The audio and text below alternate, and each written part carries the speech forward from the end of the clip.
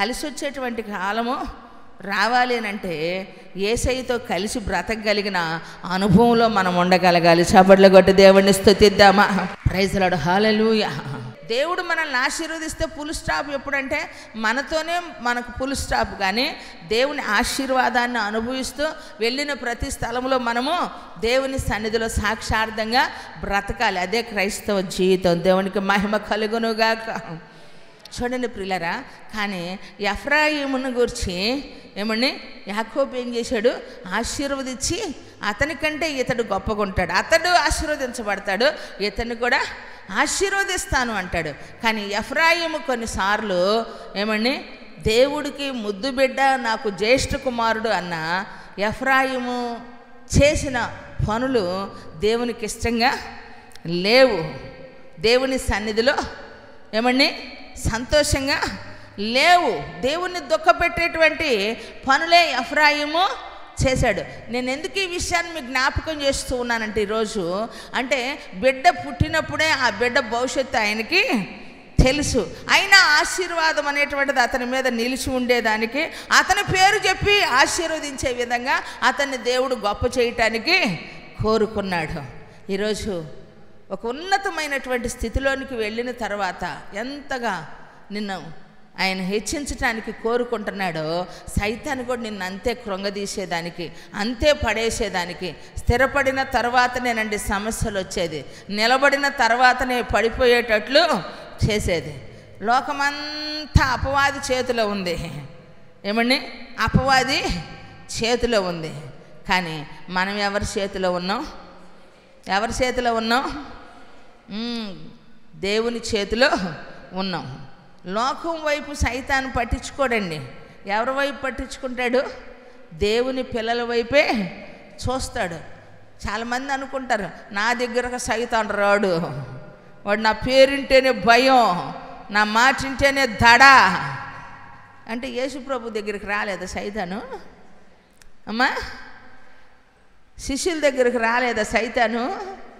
గొప్ప గొప్ప భక్తుల దగ్గరికి రాలేదా? వారికంటే మనమెంత? మన దగ్గర ఆఖరి క్షణం వరకు పోరాడుతూనే ఉంటాడు. మనకున్న పోరాటం మనం మర్చిపోతున్నాం, కానీ సైతాను వాడి సమయం కొంచెమని వాడు పోరాడుతున్నాడు. అందుకే సైతాను ఎవరో ఎంటుండడు.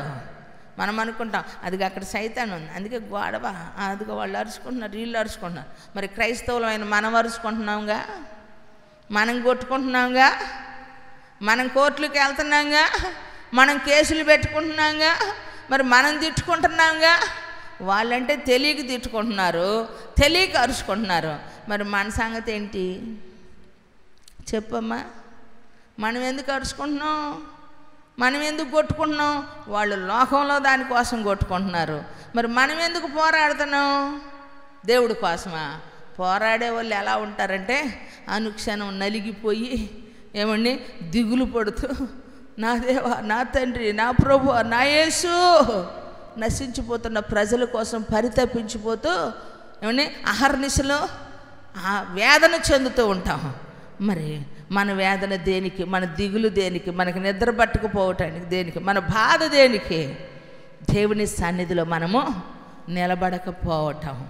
ఏమండి ఆలోచించండి ప్రియులారా. ఆత్మీయులుగా ఉన్నటువంటి మీ అనుభవాలు ఆశీర్వాదకరంగా మార్చబడాలి.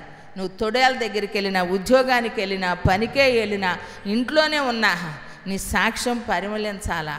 నీ పువ్వు ఏమండి వికసించినటువంటి పువ్వు పరిమళించినట్లుగా ఏమండి దాని మకరందాన్ని తీసుకోవటానికి చేతాకోక చిలుకలు వచ్చి వాటి మీద వాలినట్లుగా ఈరోజు నిన్ను గూర్చిన సాక్ష్యం కొరకు ఇతరులు ఆస్వాదించే విధంగా నీ అనుభవం ఉండాలా. దేవునికి మహిమ కలుగునుగాక.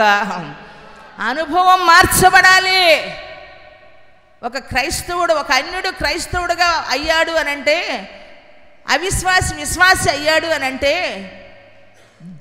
దూరస్తుడు సమీపస్తుడు అయ్యాడు అనంటే, ఆ సమీపం అనేటువంటి పదానికి, విశ్వాసి అనేటువంటి పదానికి దేవుని సన్నిధిలో వికసించినటువంటి ఏమండి పుష్పము ఏ విధంగా ఆకర్షిస్తూ ఉందో మన జీవితాన్ని అనేక మంది. ఎందుకంటే తెగింపు రావాలండి శ్వాసకి. తెగింపు ఉన్నప్పుడే త్యాగం వచ్చింది. త్యాగం లేని జీవితం ఏముందండి? తెగింపు లేకపోతే త్యాగం అనే పదానికి అర్థం ఏముంది చెప్పండి? చెప్పు. ఎవరి కోసం నువ్వు త్యాగం చేసావు? ఎవరి కోసం తెగించావు?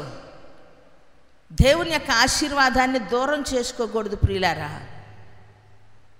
దేవుని సన్నిధిలో వర్ధిల్లుట అనేది పదం మనకిష్టంగా ఉంది, అది మన అనుభవంగా మార్చబడాలి. కనికరం అనేటువంటి పదం మనకిష్టంగా ఉంది, అది మనం కలిగి ఉండాల మన యొక్క అనుభవంలో, దేవుని సన్నిధిలో.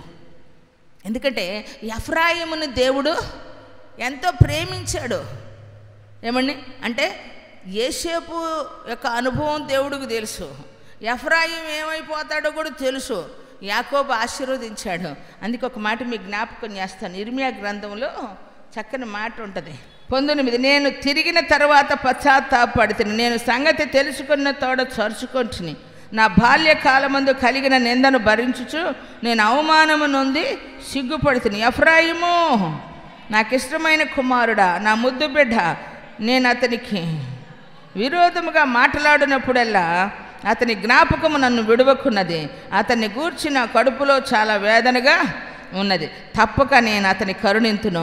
ఇదే యెహోవా వాక్కు. చప్పట్లు కొట్టి దేవుణ్ణి స్తుతిద్దామా.